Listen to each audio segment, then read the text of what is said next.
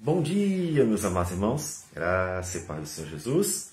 Vamos aos nossos minutos devocionais, continuando com a carta do apóstolo Paulo aos Efésios.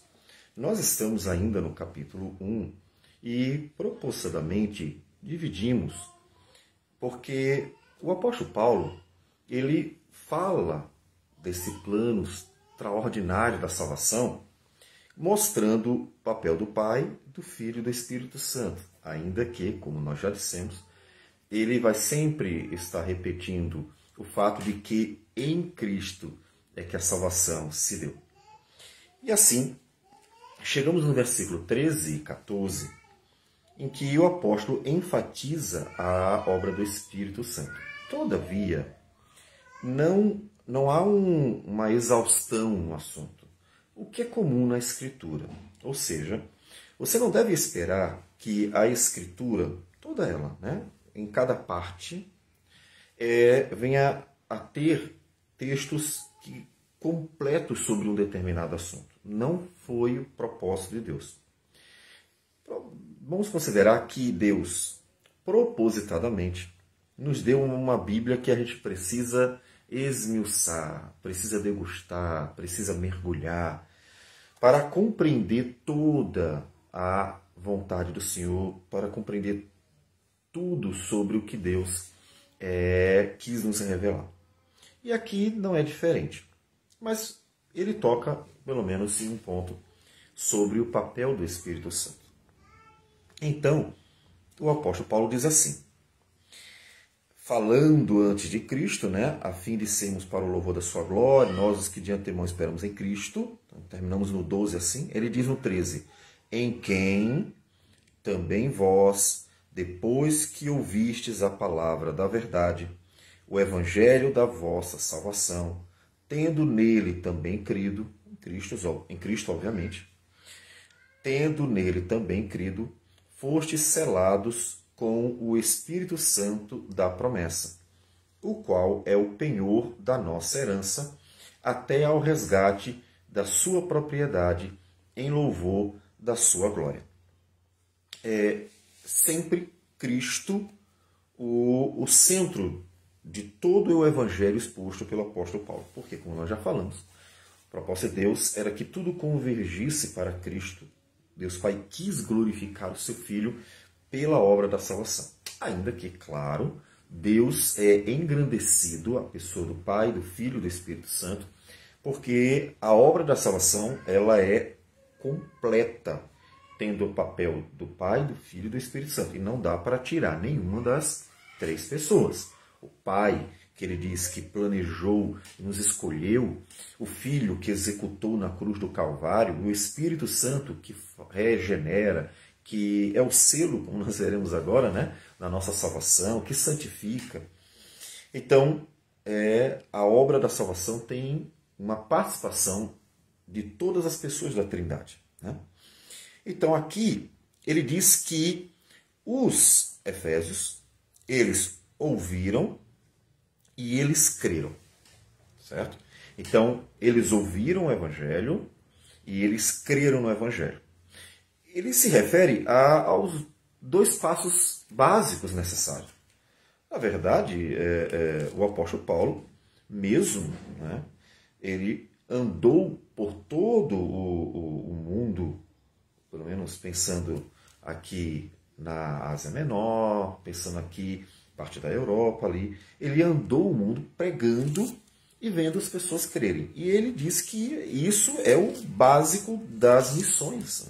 O que é missão? É pregar para que as pessoas creiam. Claro que o foco sempre será a glória de Deus, mas é óbvio que as pessoas precisam crer, é esse o objetivo daquele que prega, é que elas creiam, ainda que a gente não converta o coração das pessoas. E veja que em Romanos, capítulo 10, versículo 14, ele diz assim, como, porém, invocarão aquele em quem não creram? E como crerão naquele de quem nada ouviram? E como ouvirão se não há quem pregue? Então, esse é o básico. O que é missões? É pessoas cristãs, cristãos indo pelo mundo, cristãos onde estiverem, pregando o evangelho, o genuíno evangelho, não é levar pessoas para uma denominação, não é levar pessoas para participarem de uma igreja local, porque a participação de alguém numa igreja local não é sinônimo de salvação. Caso contrário, a gente poderia dizer que o catolicismo romano está certo, porque ele basicamente entende que quem está lá dentro está salvo, como se a salvação fosse garantida tão somente pela participação no grupo religioso, né? na religião em si. Todavia, Jesus disse várias vezes que joio cresce no meio do trigo. Ou seja, é que na igreja visível há sim pessoas que não são cristãs. Então, portanto, estar dentro da religião não é sinônimo de salvação.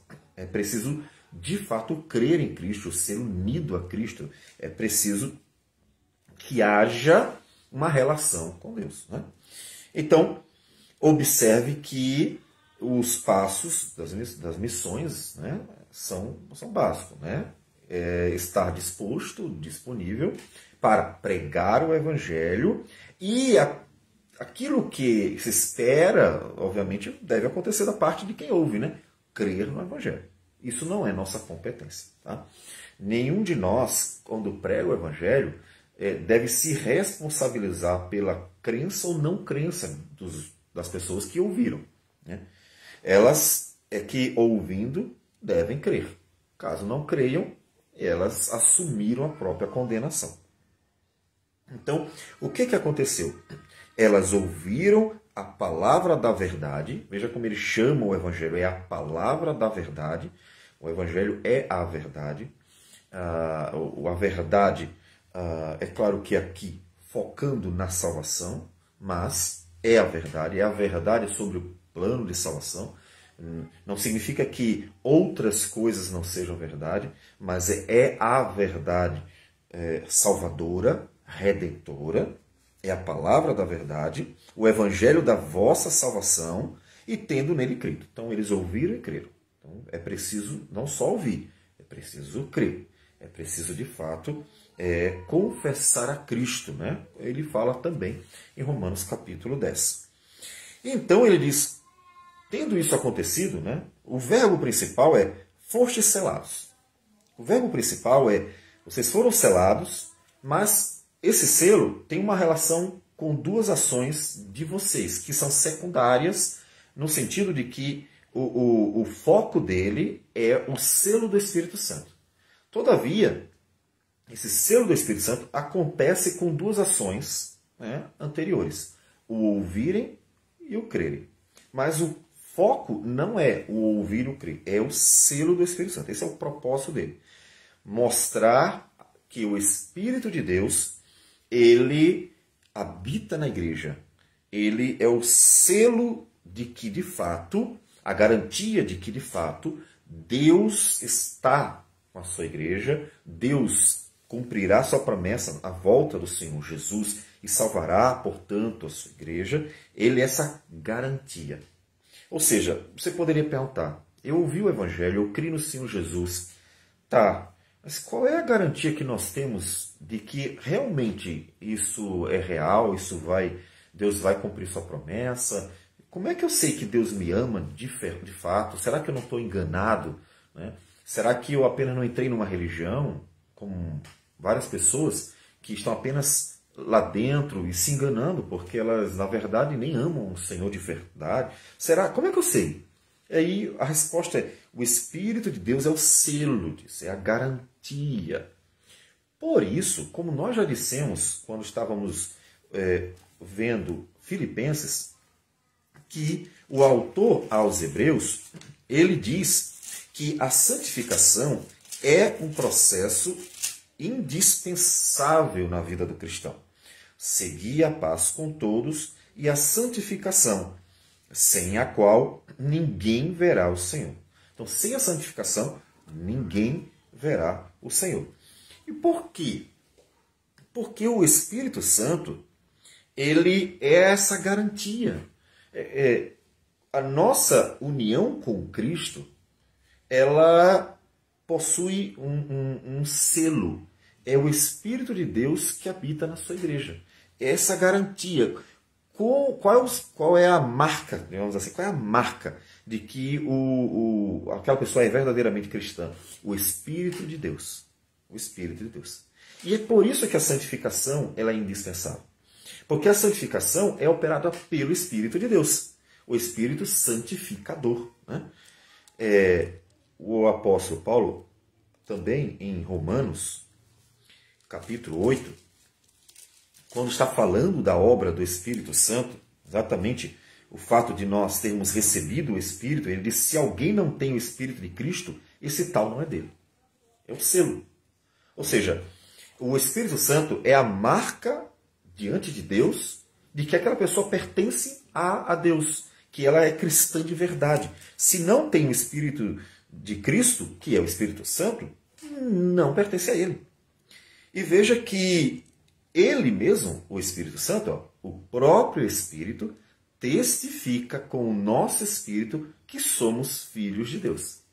Então, ele não só é o marco invisível diante de Deus, de que realmente somos cristãos, de que realmente uma pessoa pertence a Cristo, mas ele é o selo ativo. Porque veja que ele testifica com o nosso espírito, ou seja, ele está presente e está agindo, e dá para ver os frutos dessa ação. Por isso que em Gálatas capítulo 5, o apóstolo Paulo diz que o fruto do Espírito é amor, alegria, paz, longanimidade, benignidade, bondade, fidelidade, mansidão, domínio próprio. Aí lembra de Hebreus? Seguia a paz com todos, e ele fala que é fruto do Espírito, a paz é fruto do Espírito. E Hebreus diz, e a santificação, sem a qual ninguém verá o Senhor. Fruto do Espírito é o quê? A santificação. Ter amor, alegria no Senhor, paz no Senhor, longanimidade e assim por diante. Então, observe que o Espírito Santo não só uma marca invisível diante do Pai, que diz que nós somos cristãos. O Espírito Santo é um selo ativo que confirma para nós mesmos. Ou seja, não só testifica diante do Pai que somos cristãos, mas também para nós. Porque o operar do Espírito Santo em nossa vida confirma para nós mesmos, consolando-nos, inclusive, que nós, apesar de ainda sermos pecadores, sim, ainda somos pecadores. Em Gálatas, outra vez, ali o capítulo 5, ele diz que nós ainda temos a carne milita contra o Espírito e o Espírito contra a carne, ou seja, ainda somos pecadores. E o Espírito Santo está ali ativamente. Observe como ele está ativo. Digo, porém, andai no Espírito e jamais satisfareis a concupiscência da carne, porque a carne milita contra o Espírito e o Espírito contra a carne. Ou seja, ele está presente para nos ajudar em quê? Na luta contra a carne. Então ele está ativo. Então o Espírito Santo é o selo ativo que opera em nosso viver para a santificação. Opera na nossa vida transformando-nos de glória em glória à imagem do Senhor Jesus. Um texto que eu gosto sempre de citar, que é o texto de 2 Coríntios, capítulo 3, versículo 18, que diz, 17 e 18, ora, o Senhor é o Espírito, e onde está o Espírito do Senhor, aí há liberdade. Ou seja, somos libertos da escravidão do pecado. Ou seja, somos capacitados a vencer a inclinação da carne. Então, ainda somos pecadores, mas temos o apoio, contamos com a operação do Espírito Santo na nossa vida para nos ajudar a vencer o pecado, que sim, ainda está presente em todo cristão, porque ainda somos pecadores, até que Jesus volte e tire de nós o pecado para sermos incorruptíveis, que é o que diz 1 Coríntios capítulo 15. E ele diz, e todos nós, com o rosto desvendado, ou seja, vemos agora o Senhor, né, pela fé, ou seja, temos o conhecimento do Evangelho. Lembra que nós falamos que ele desvendou os mistérios, ou seja, o evangelho que estava ainda em forma de mistério no Antigo Testamento, agora no Novo Testamento ele está revelado. Então, não é mais um mistério. O propósito do Espírito de Deus, pela palavra e pela iluminação que opera na nossa vida, é revelar ou esclarecer, trazer à luz o que estava oculto, ou estava em mistério, né? Então, hoje não se fala mais de mistério, porque o mistério foi revelado. E qual era esse mistério que agora foi revelado? O Evangelho de Cristo Jesus, que estava em forma de mistério no Antigo Testamento e foi agora revelado para nós, que é o Novo Testamento. E ele diz, então, que todos nós, com o rosto desvendado, contemplando como por espelho a glória do Senhor, ou seja, não perfeitamente, tá? Ele diz ainda também, em 1 Coríntios 13, né, que vemos em parte, né? Não temos o contato pessoal com Cristo. Aí você diz assim, mas o Evangelho não está nas nossas mãos? Sim, está, mas todos nós estamos esperando ainda viver com o Senhor, ainda a plenitude não chegou. Nós temos toda a revelação do Evangelho, tudo que Deus quis nos revelar, mas nós não estamos com Ele ainda, né? Inclusive, para isso precisaríamos estar sem pecado. Ninguém vai estar na presença de Deus eternamente com o pecado. Por isso, primeiro Jesus voltará, tirará o pecado para podermos andar com Ele. Então, ainda é uma revelação que é parcial, porque ainda esperamos Ele, né? Estar com Ele, né? Como uma carta que é a verdade, mas não é ainda a pessoa. Estamos esperando ele voltar, né? Então, por isso que é como por espelho, ou seja, estamos vendo pela Escritura a glória de Deus. Estamos vendo pela palavra de Deus a glória do Senhor. Mas estamos esperando o dia que ele voltará e o veremos face a face, né? Cristo Jesus, é claro, né? Ele é a imagem do Deus invisível. Então, como por espelho, contemplamos a glória do Senhor. Somos transformados de glória em glória na sua própria imagem, como pelo Senhor, o Espírito. Quem está transformando-nos à imagem de Cristo, que é o varão perfeito, o unigênito do Pai? O Espírito de Deus. E este é o selo da nossa salvação. Portanto, o Espírito Santo é a marca invisível diante de Deus, que diz que somos dele, que pertencemos a Cristo, que fomos redimidos, que fomos justificados e portanto, viveremos para sempre com ele, receberemos a vida eterna por causa desse selo. Ele é um marco invisível, mas é um marco também para nós, um marco ativo, que produz em nós os frutos de sua presença, que é o fruto do Espírito, que é a santificação, que é transformar-nos de glória em glória à imagem de Cristo Jesus, que é o varão perfeito. Seremos como ele é, santo, para vivermos eternamente na presença do Deus Santíssimo. E assim, nos alegrarmos nele e glorificarmos o seu nome. Então, o Espírito Santo é o selo. E esse selo, aí versículo 14, é a garantia, é o penhor da nossa herança. Como é que eu sei, então, que eu sou verdadeiramente cristão? Porque o Espírito de Deus habita em mim. E aí, preciso, então, corrigir uma visão mais popular.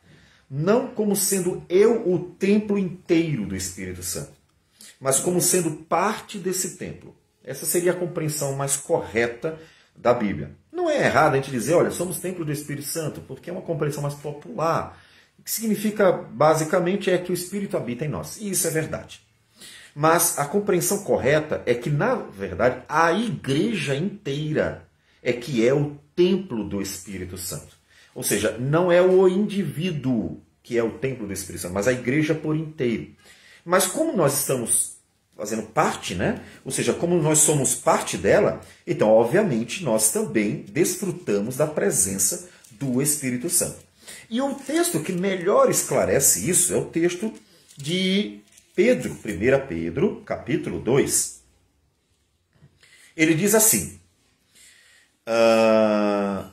versículo 5, também vós mesmos, como pedras que vivem, sois edificados casa espiritual para ser de sacerdócio santo, a fim de oferecer de sacrifícios espirituais agradáveis a Deus por intermédio de Jesus Cristo.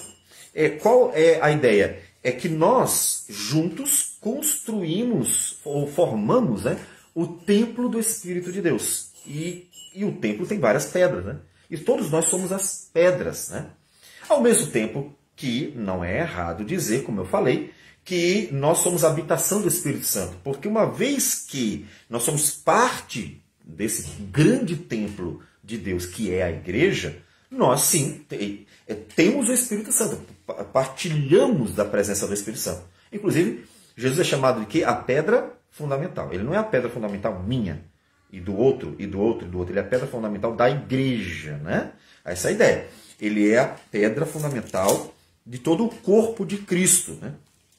Em Efésios, o apóstolo Paulo, mais à frente, ele diz: assim já não sois estrangeiros e peregrinos, mas concidadãos dos santos, e sois da família de Deus. Veja que é mais uma qualificação, ou seja, nós somos tratados sempre como parte de um conjunto.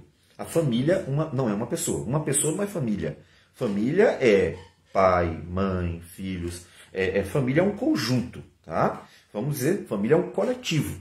Então, todos os adjetivos qualificadores da igreja sempre são coletivos. A igreja como videira, a igreja como corpo, em que o apóstolo Paulo diz que cada um é um membro. A igreja como família, cada um é uma parte, é um membro. A igreja como templo, cada um é uma pedra. São sempre coletivos, né? Sempre falando para um conjunto.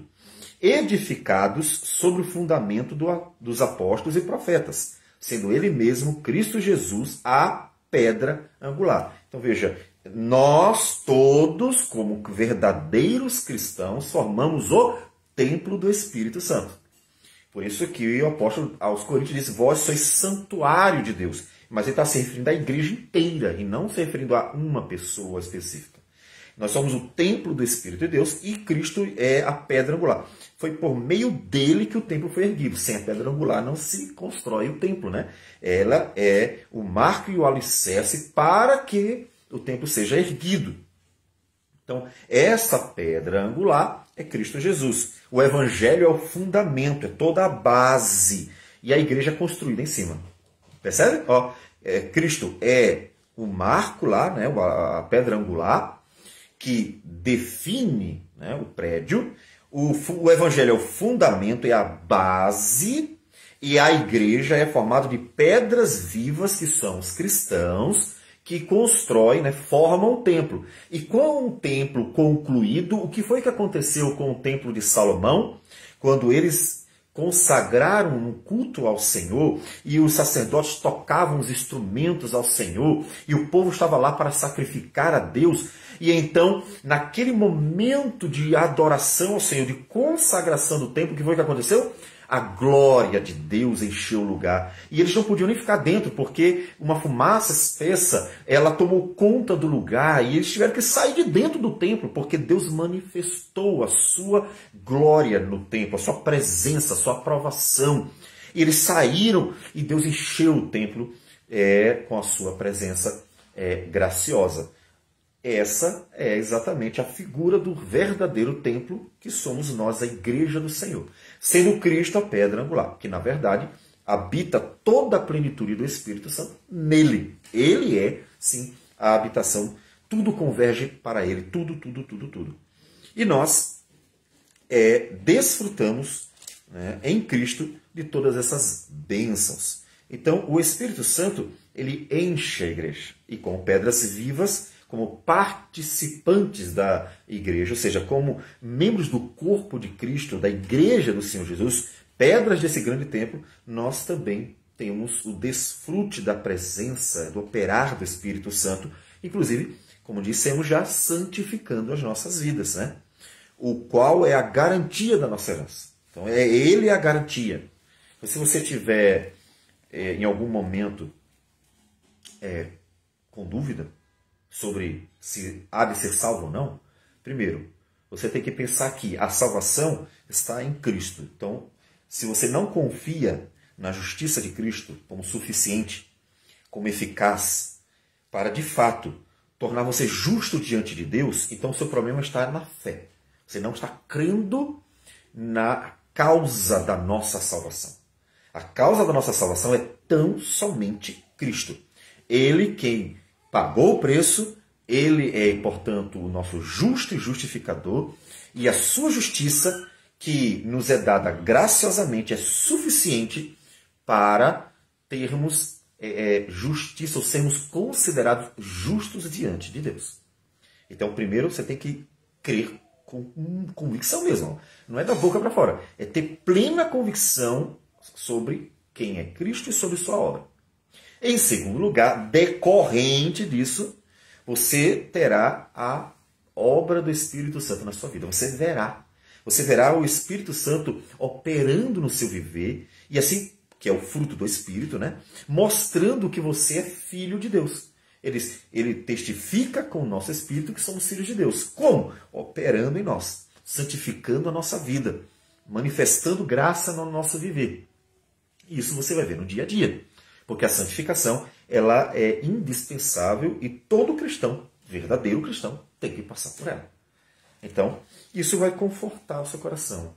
Você vai dizer em momentos difíceis assim, apesar dos momentos difíceis, apesar das lutas, ou até mesmo de pecados, você vai ver o Espírito Santo operando, transformando, exortando, confortando pela palavra a sua vida, e você vai ver que ele realmente está agindo em você, que ele realmente está santificando você, que ele realmente está transformando a sua vida, que ele realmente está tirando de você o que é ruim e fazendo você viver para a glória de Deus. Então, o operar do Espírito Santo é real. E você tem como ver. Tanto que Jesus disse, pelo fruto se conhece a árvore. Ou seja, o fruto que é a manifestação do Espírito Santo. Você estará cada vez mais cheio de amor. Pegando aqui o fruto do Espírito, você estará cada vez mais cheio da alegria do Senhor, contentamento em Cristo. Você estará cada vez mais em paz com Deus e sendo uma pessoa que tem prazer em viver a paz do Senhor. Você estará cada vez mais longânimo, ou seja, cheio de paciência, cheio de benignidade, cheio de bondade, cheio de fidelidade ou confiança, fé, cheio de mansidão, domínio próprio, o fruto do Espírito. Então, o Espírito Santo, operando na sua vida, vai fazer com que cada vez mais você esteja vivendo a beleza da glória de Cristo Jesus. Ele te aproxima de Cristo, de quem Cristo é. Ele vai manifestando na sua vida a santidade de Cristo, porque a ideia é que ele torne você semelhante a Cristo. Com a volta de Cristo, seremos como ele, santos como ele é santo. E tudo isso para o louvor da sua glória. Ou seja, até lá, nós estamos sendo alvos do agir do Espírito Santo para que a glória de Deus se manifeste em nós. Por isso que o Senhor Jesus disse aos judeus, vós sois o sal da terra, vós sois a luz do mundo. Por isso que toda a palavra de Deus foi dada à igreja. Já disse de inúmeras vezes. Não foi dada ao mundo. Não é para o mundo, a igreja dizer ao mundo, vocês precisam mudar. É para que a igreja escute Deus dizendo, agora vocês que são povo de Deus, vivam para a glória de Deus. Então, a palavra de Deus foi dada à igreja. Claro que o evangelho, uma vez, é também a palavra de Deus. Esse evangelho é o chamado para viver, né, a vida cristã. Mas a palavra de Deus, as exortações, os ensinamentos são dados à igreja. Né? É para que a igreja seja santa, é para que a igreja glorifique a Deus, é para que a igreja viva como sal da terra e luz do mundo, e assim por diante. A palavra de Deus foi dada à igreja. Por isso que a preocupação que os pastores, e a igreja toda, na verdade, deve ter é com a santidade da igreja. Com a transformação do mundo, a igreja pode até, pelo próprio exemplo, pela pregação, e mostrando a verdade ao mundo. Claro, né? Se a gente deve educar os filhos, por que não tentar educar o mundo? Mas a igreja não deve esperar que o mundo seja transformado por causa de seu testemunho ou de sua pregação. Porque o mundo, não tem o que fazer. Né? Então, a menos que creiam, não tem muitas coisas, muito o que fazer. Ainda que a gente possa, na esperança, né, da graça de Deus, ver as pessoas serem pelo menos educadas na virtude, né? Educadas naquilo que é bom. Então, veja que nós temos aqui nesse texto de Efésios 1, de 3 a 14, a obra do Pai, do Filho e do Espírito Santo. E não dá para tirar nenhum. Você não pode dizer que a salvação se dá tão somente pela obra do Pai, o papel do Pai, ou tão somente pelo papel do Filho, ou tão somente pelo papel do Espírito, ou mesmo tão somente pelo papel do Pai e do Filho, e excluir qualquer das pessoas da Trindade. A obra da salvação, ela é uma obra completa, que conta com a participação do Pai, do Filho e do Espírito Santo, e é indispensável qualquer uma dessas participações. Porque a obra é isso tudo. A salvação é esse conjunto inteiro. E nós temos, por fim, o Espírito operando em nós, para, inclusive, nos fazer agradáveis a Deus todos os dias. Não é?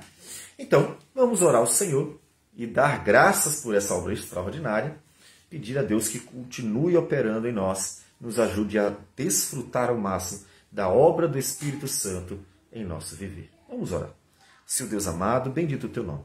Te damos graças por tudo, te louvamos, bendizemos, engrandecemos, porque o Senhor é bom e as tuas misericórdias duram para sempre. E nós somos testemunhas disso, porque não só ouvimos, mas nós cremos e fomos alvo do operar do Senhor desde o princípio, que foi a nós, graciosamente, nos dando o Evangelho da salvação, tocou em nosso coração, operando em nós graciosamente, para que nós pudéssemos desfrutar da salvação e tem operado todos os dias em nós, de forma que vemos o fruto do Espírito, a santificação em nosso viver.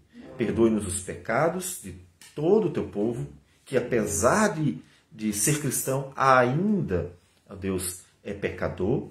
E, ó Deus, ajude-nos com o teu povo a te glorificar, vivendo realmente a beleza, Senhor Deus, das tuas virtudes, vivendo realmente para o louvor da tua glória. Receba a nossa oração e tudo isso em nome de Jesus. Amém, Senhor. Que Deus abençoe a todos e tenham um bom dia.